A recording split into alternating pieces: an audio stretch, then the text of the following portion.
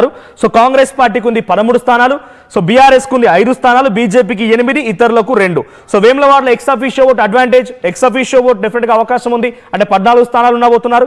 తర్వాత ఇండిపెండెంట్లు ఒకరిద్దరు కూడా ఇప్పటికే బీఆర్ఎస్ పార్టీలో నుంచో లేకపోతే ఇండిపెండెంట్ ఇద్దరిని కూడా తమ పార్టీలో కైవసం చేసుకుని తన పార్టీలో కలిపేసుకున్నట్టుగా ఆది శ్రీనివాస్ ఇప్పటికే ఒక సోషల్ మీడియా పోస్ట్ కూడా కనబడింది. ఆల్మోస్ట్ వేములవాడని కాంగ్రెస్ క్యాప్చర్ చేసే అవకాశం ఉంది. సో మా ప్రతినిధి జగిత్యాల అండ్ జమ్మికుంట, వేములవాడ, రాయకల్, మెట్పల్లి ఈ సిచ్యువేషన్కి సంబంధించి చంద్రశేఖర్ సిద్ధంగా ఉన్నారు లైవ్లో. Chandrashekar, before I continue with you, మొత్తంగా కాంగ్రెస్ 7 గెలిచింది, ఇక్కడ బీఆర్ఎస్ 1 గెలిచింది, 5 హంగున్నాయి. ఈ హంగున్న చోట ఎటువంటి సిచ్యువేషన్ ఉంది, ఎటువంటి ప్రాబబిలిటీస్ ఉన్నాయి? ఈ ప్రాబబిలిటీస్ ప్రకారంగా ఎక్స్ అఫీషియో ఓట్లు ఏమైనా అడ్వాంటేజ్గా మారే అవకాశం ఉందా?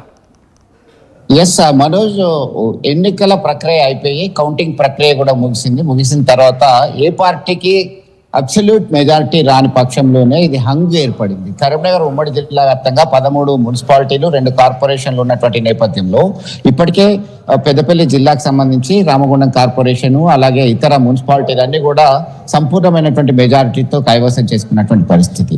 ఇక ప్రధానంగా రాజన్న సిరిసిల్ల జిల్లాకు వచ్చేసరికి వేములవాడ నియోజకవర్గానికి సంబంధించి వేములవాడ నుంచి ప్రాతినిధ్యం వహిస్తున్నటువంటి ఎమ్మెల్యే ప్రభుత్వ విప్ ఆది శ్రీనివాస్ చక్రం తిప్పారు. దీనికి మ్యాజిక్ ఫిగర్ కి కావాల్సినటువంటి సభ్యులని ఆల్రెడీ అట్రాక్ట్ చేయడం జరిగింది, ఆకర్షించడం జరిగింది. దీనిలో భాగంగా బీఆర్ఎస్ నుంచి ఒక అభ్యర్థిని, ఇతర పార్టీస్ ఇండిపెండెంట్ నుంచి తీసుకోవడం జరిగింది. దీనిలో క్యాంపు రాజకీయాలకు కూడా స్టార్ట్ అయినాయి నిన్ననే. దానికి సంబంధించి కండువా కప్పిండు, ఆహ్వానించిండు, వారికి తాయిలాలు ఇస్తామని చెప్పి ప్రకటించడం జరిగింది. దీనిలో వేములవాడలో కాంగ్రెస్ పార్టీ నేతృత్వంలో మున్సిపాలిటీని కైవసం చేసుకుంటున్నారు. Municipal chairman and vice chairman వేములవాడలో సైతం అది దానికి సంబంధించినటువంటి మ్యాటర్ ఈజ్ ఓవర్. ఎందుకంటే ప్రభుత్వ విప్పుగా అక్కడ స్థానికంగా వేములవాడ ఎమ్మెల్యేగా ఉన్నటువంటి తనకి కాంగ్రెస్ పార్టీకి ఆదరణ సరిగా లేదు, సంపూర్ణమైనటువంటి మెజారిటీ రాని పక్షంలో వీరందరూ కూడా ఇతరుల మీద, అలాగే కాంగ్రెస్ పార్టీకి సంబంధించినటువంటి నాయకత్వము బీఆర్ఎస్ నుంచి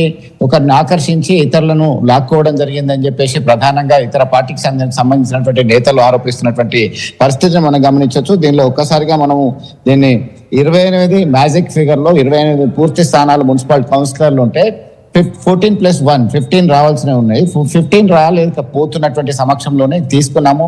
దీనిలో అభివృద్ధి కొరకి, సంక్షేమం కొరకి మున్సిపాలిటీని మనం ఇస్తే మరింత అభివృద్ధి చేస్తానని ప్రభుత్వ విప్ ఆది శ్రీనివాస్ చెప్పడంతో ఆ పార్టీ సంబంధించిన కండువా కప్పుకున్నారు. దానిలో భాగంగా క్లియర్ కట్ గా రాబోయే 16th రోజు మున్సిపల్ చైర్మన్ ఎన్నిక, వైస్ చైర్మన్ ఎన్నికల్లో భాగంగా కాంగ్రెస్ వేములవాడ కైవసం చేసుకుంటుంది. అది క్లియర్ కట్, దానిలో కన్ఫ్యూజన్ ఏం లేదు. ఇక హుజరాబాద్ నియోజకవర్గానికి వచ్చేసరికి మోస్ట్ కన్ఫ్యూజబుల్ సిచ్యువేషన్ జమ్మికుంటలో ఏర్పడింది. జమ్మికుంటకు సంబంధించి హుజరాబాద్ లో నువ్వా నేనా అన్నట్టుగా తలపడినటువంటి నేపథ్యంలో హుజరాబాద్ కాంగ్రెస్ పార్టీ కైవసం చేసుకుంది. 30 స్థానాలకు గాను 16 మ్యాజిక్ ఫిగర్ దాటేసింది. కాంగ్రెస్ పార్టీకి సంపూర్ణమైనటువంటి మెజారిటీ అక్కడ లభించేసింది మనోజ్. దీనిలో జమ్మికుంట విషయానికి వచ్చేసరికి జమ్మికుంటలో చాలా ఆసక్తికరమైనటువంటి సిచ్యువేషన్ ఉన్నది. ఇక్కడ 30 స్థానాలు ఉన్నాయి. 30 స్థానాలకు గాను ఆధిక్యత మాత్రం బీఆర్ఎస్ కనబరుస్తుంది. 12 స్థానాలని కైవసం చేసుకుంది. 12 వార్డుల్లో విజయకేతనం ఎగరవేసినప్పటికీ పాడి కౌశిక్ రెడ్డి దీన్ని ఛాలెంజ్ గా తీసుకున్నారు. దీనిలో భాగంగా క్యాంపు రాజకీయాలకు తరలించేటువంటి నేపథ్యంలో కొంతమంది బీఆర్ఎస్ నుంచి సైతం కాంగ్రెస్ పార్టీ వాళ్ళు లాక్కెళ్తున్నారు అనేటువంటి కోణంలో ఆరోపణ వచ్చిన నేపథ్యంలో ఒక ఉద్రిక్త పరిస్థితి వచ్చింది. ఇక బీజేపీ నుంచి బీఆర్ఎస్ కి మద్దతు ఇవ్వరు, కాంగ్రెస్ పార్టీకి మద్దతు ఇవ్వరు. ఏదున్నా కానీ ఇతరులు ఇండిపెండెంట్ సభ్యుల మీదనే ఆధారపడి ఉండాల్సింది. కాబట్టి జమ్మికుంటలో మనకి మ్యాజిక్ ఫిగర్ రావాలంటే 15+1 16 మెంబర్స్, 16 మంది సభ్యులు కావాలి. 16 మంది సభ్యులు కావాలంటే ఇప్పటికే బీఆర్ఎస్ నుంచి 12 మంది ఉన్నారు. పాడి కౌశిక్ రెడ్డి ఒకవేళ ఎక్స్ అఫీషియో మెంబర్షిప్ వినియోగించుకుంటే 13 మంది సభ్యులు. వీరు ఇద్దరిని ఆకర్షిస్తారా? మరో ఇద్దరైతే సరిపోతుంది. దీనిలో 3 కావాలి. దీనికి 3ని ఆకర్షిస్తారా? 4 ఇండిపెండెంట్ నుంచి లేదా అనేది చాలా ఆసక్తికరమైనటువంటి చర్చ జరుగుతుంది. అదే సమయంలో కాంగ్రెస్ పార్టీ ఎట్టి పరిస్థితుల్లోనూ జమ్మికుంట మున్సిపాలిటీని మనం కైవసం చేసుకోవాలి అని చెప్పేసి మంత్రి పొన్నం ప్రభాకర్, అలాగే ఎన్నికలకు చివరి రోజు ప్రచార సమయానికి ముందే మంత్రి దుద్దిల్ల శ్రీధర్ బాబు, తుమ్మల నాగేశ్వరరావు అక్కడ అడ్డా పెట్టారు. దానికి సంబంధించి చివరి నిమిషం వరకు కార్యకర్తలు, నేతలంతా పోరాటం చేయాలి, మనం ఎట్టి పరిస్థితుల్లో కైవసం చేసుకోవాల్సిందే, ఈ ఇలాకాలో జమ్మికుంటలో సైతం మనము కాంగ్రెస్ జెండా మున్సిపాలిటీ పైన ఎగరేయాల్సిందని దిశా నిర్దేశం చేసినటువంటి నేపథ్యంలో హుజరాబాద్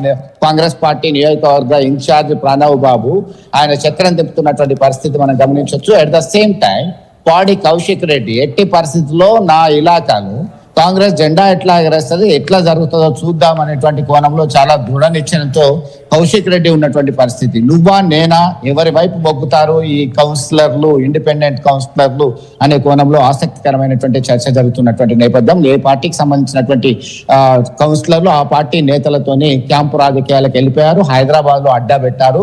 దీనికి సంబంధించి అయితే ప్రధాన ఉత్కంఠ ఇంకా కొనసాగుతూనే ఉంది. తన గొడవలు రాకుండా పోలీస్ యంత్రాంగం ముందస్తు చర్యలు సైతం చేపట్టినటువంటి విషయం జమ్మికుంట విషయానికి వచ్చేసరికి, ఇక రాయకల్కి వచ్చేసరికి ఆసక్తికరమైనటువంటి చర్చ. ఒకవైపు భారతీయ జనతా పార్టీకి 5 సభ్యులు ఉన్నారు, దీనిలో భాగంగా అత్యధిక మెజార్టీ స్థానాలు కైవసం చేసుకున్నారు. ఇక్కడ మ్యాజిక్ ఫిగర్ 6 మాత్రమే.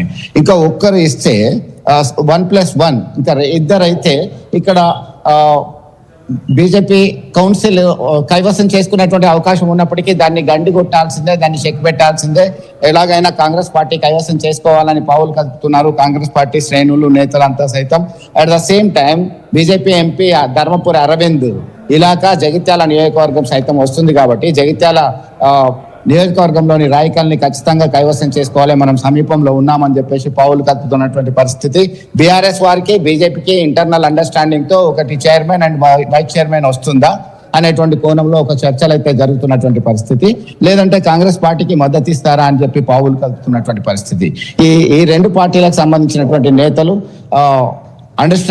ఇంటర్నల్ అండర్స్టాండింగ్ తో వెళ్తున్నటువంటిగా మనకు సమాచారం అందుతుంది. ఇక అత్యంత ఆసక్తికరమైనటువంటి అంశం జగిత్యాల మున్సిపాలిటీకి సంబంధించి, జగిత్యాల మున్సిపాలిటీలో నువ్వా నేనా అన్నట్టుగా బీఫామ్ ఇచ్చినప్పటి నుంచి మొదలు పెడితే అఫ్ కోర్స్ తెలంగాణ రాష్ట్ర వ్యాప్తంగా ఒక పెద్ద ఎత్తున చర్చ జరిగినటువంటి పరిస్థితి మనకు విదితమే. జగిత్యాలలో గ్రూప్ రాజకీయాలు, ఇంటర్నల్ పాలిటిక్స్ అనేది చాలా పీక్స్కి వెళ్ళాయి.